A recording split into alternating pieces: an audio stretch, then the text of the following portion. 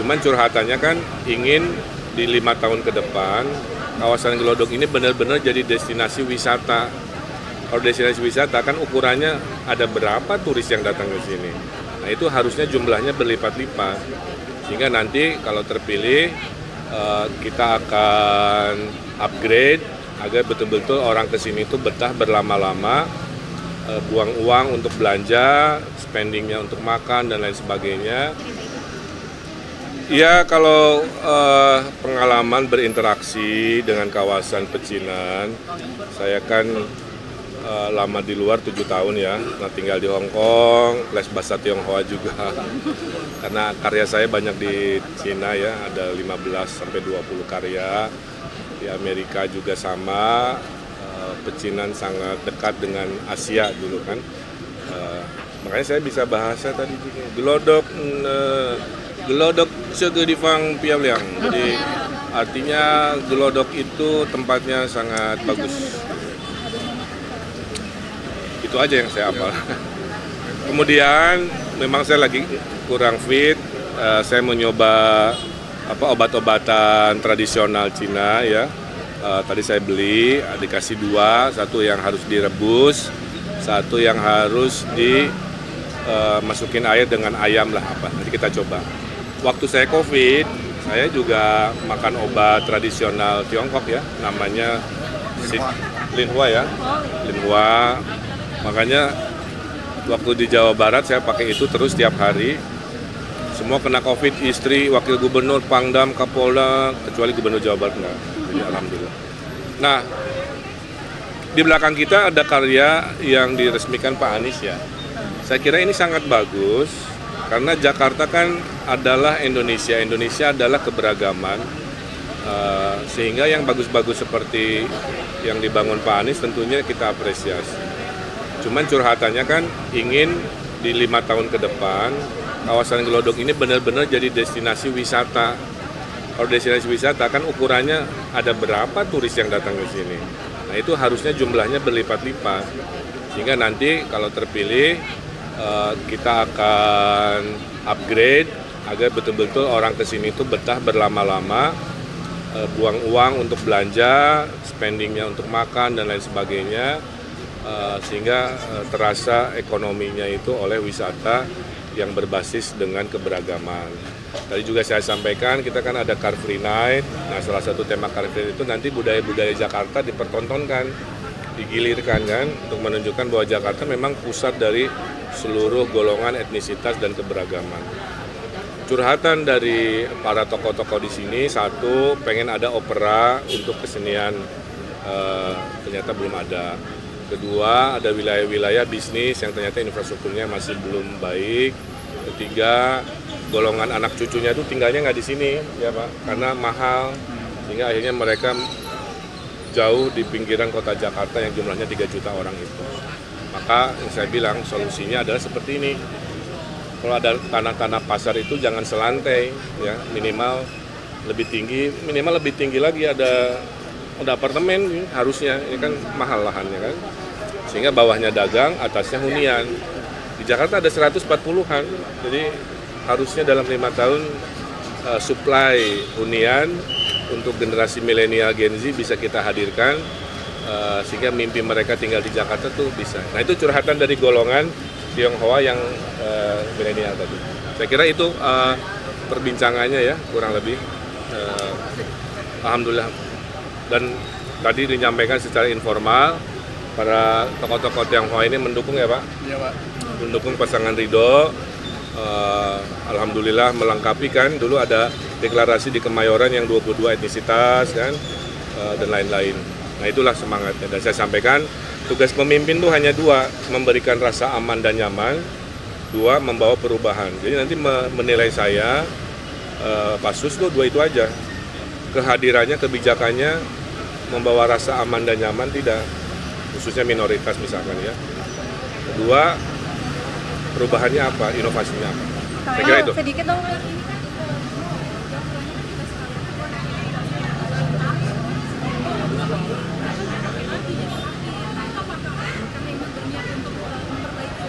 Ini terlalu teknikal ya pertanyaannya, tapi poinnya adalah Nanti di hari-hari pertama saya semua mau diaudit kira-kira gitu lah.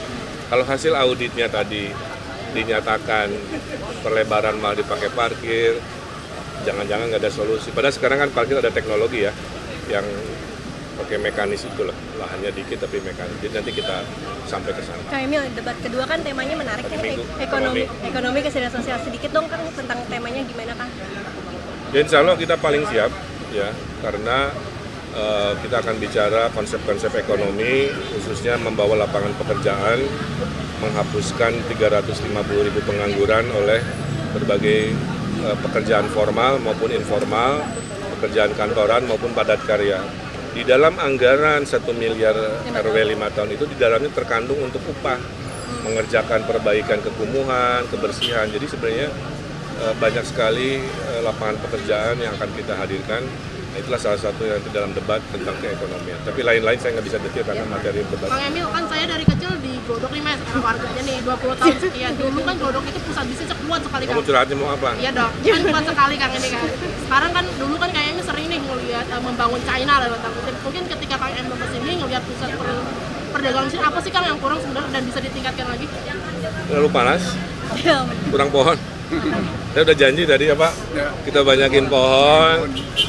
Jangan membayangkan kota harus sekeras gedung doang gitu ya, enggak. Dan pohon itu enggak harus berakar ke tanah, saya bilang tadi. Tanam pohonnya itu nanti pakai pot raksasa aja, tapi ada spesies nanti yang pohonnya itu meneduhkan. Itu mah cepet 6 bulan, 8 bulan di Glodok itu ada pohon. Lebih adem ya Kang? Iya, jadi tadi bahwa citra Jakarta panas bisa kita perbaiki, khususnya Glodok yang image-nya bangunan doang, kita nanti gabungkan dengan pepohonan ke hijau-hijauan. Satu itu. Kedua, promosi wisatanya. Masih banyak orang yang belum tahu kalau ke sini selain belanja ngapain. Padahal tadi di petanya mana ya lupa. Itu ada Bangunan bersejarah. iya, bangunan bersejarah banyak banget, keren banget kan. Bisa dipakai syuting, apa promosi sehingga harapannya adalah pengunjung rame lagi. Kalau itu tidak dilakukan ya nanti terlalu sepi. Bakal dijadikan ya teman-teman ya. Bakal dijadikan pusat bisnis lagi kan. Sini kan udah banyak tuh toko-tokonya segala macam. Oh iya, cuman kan harus spesifik nanti. Kan kita mau kota global. Kalau kota global ini harus, maaf ya, pembelinya nggak hanya orang lokal, harusnya dari ASEAN datang. Terakhir,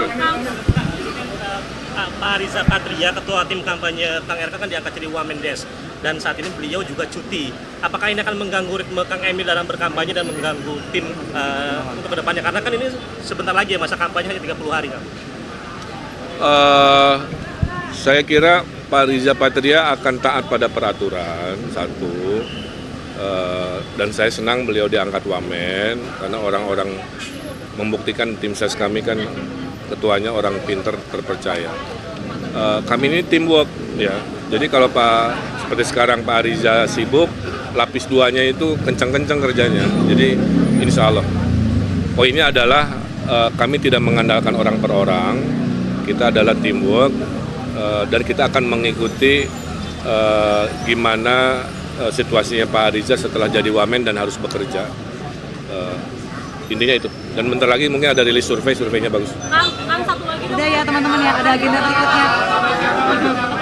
Nggak usah nih ya. Warga Tionghoa kan sekarang udah nyebar ya kan di pinggiran Jakarta. Artinya kalau Kang Emil terpilih 5 tahun lagi, Mereka balik lagi. bukan kesini lagi atau seperti apa Kang? Iya, itu. Nggak boleh lagi Kang di sini. Dibikin Curhatan anak cucunya pengen balik ke sini, tapi kan nggak ada lah. Nanti tinggal saya cari lokasi-lokasi, bikin. Saya pernah tinggal di Hong Kong ya. Hong Kong tuh ekstrim banget tuh, tinggi banget. Tapi kan nyaman, ke bawah turun deket kemana-mana, itu visi. Oke ya. Oke Kang. Dan kita ini kan berada di gerbang Chinatown ya, yang dulu ada prestasinya di belakang saya ini oleh Pak Anies Baswedan. Ini kan tentu baru gerbang ya yang dibangun oleh beliau, dan tentu pasti nanti ada permintaan-permintaan yang lain. Tadi dalam dialog juga salah satunya tadi mengangkat soal perlunya tempat kayak opera lah ya, untuk kesenian ya di daerah sini, dan ini saya kira menarik ya karena itu bisa menjadi tujuan wisata ya. Dan saya yakin nanti kita akan bisa ya kolaborasi ya Karena tadi gagasan-gagasan cukup banyak lah yang dia angkat, dan saya kira menarik untuk Glodok ini sebagai kota tua yang juga menjadi nanti ke depan lebih banyak lagi para turis, dan pasti akan menarik dengan banyaknya nanti ada inovasi-inovasi ya dalam rangka untuk menarik wisatawan itu.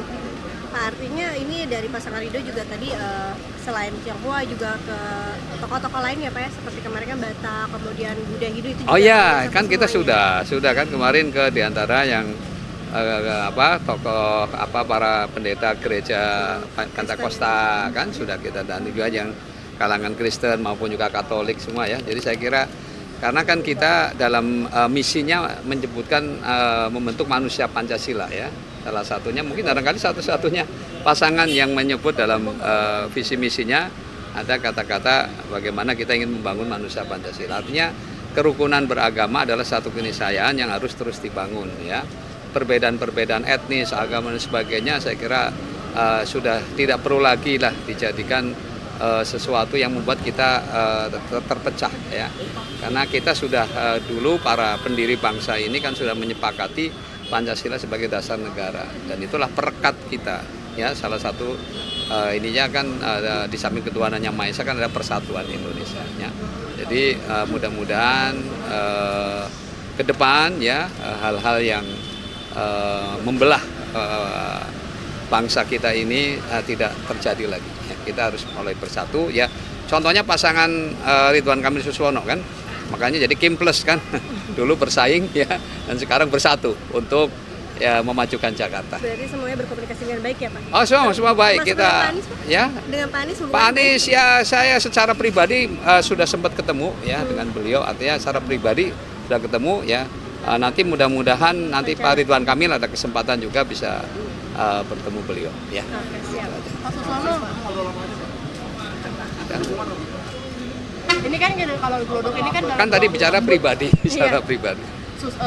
Dalam 20 tahun terakhir kan Glodok itu sering direvitalisasi apa, cuman kayaknya kalau sekarang kita lihat udah mulai berkurang nih kemampuan niaganya. Ada itu nggak sih Pak? Ada pas tadi diskusi ada disebutkan nggak sih kenapa masalahnya, atau mungkin harapannya dari pihak usaha seperti apa?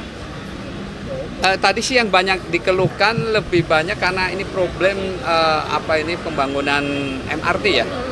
Nah, jadi ini kelihatannya kan membutuhkan waktu yang cukup lama. Ya, ini banyak yang kemudian terdampak. Nah, itu aja sih yang dia keluhkan. Ya, kita sih mudah-mudahan bisa lebih cepat ya.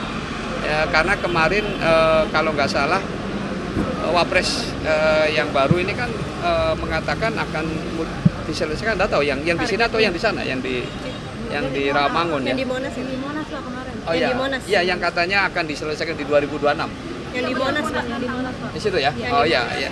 Ya, intinya kita kalau bisa misalnya memang dananya ada ya, menurut saya dipercepat lebih bagus. Karena dampak ekonominya ya kita bisa merasakan lah bagaimana dia harus terdampak dengan pembangunan ini. Kalau misalkan belum selesai gitu Pak, misalkan sampai 2030 kita katakanlah, ini dari pelaku usaha ada minta relokasi tempat usaha atau seperti apa? Saya kira tidak ada usulan seperti itu, hanya lebih pada percepatan aja.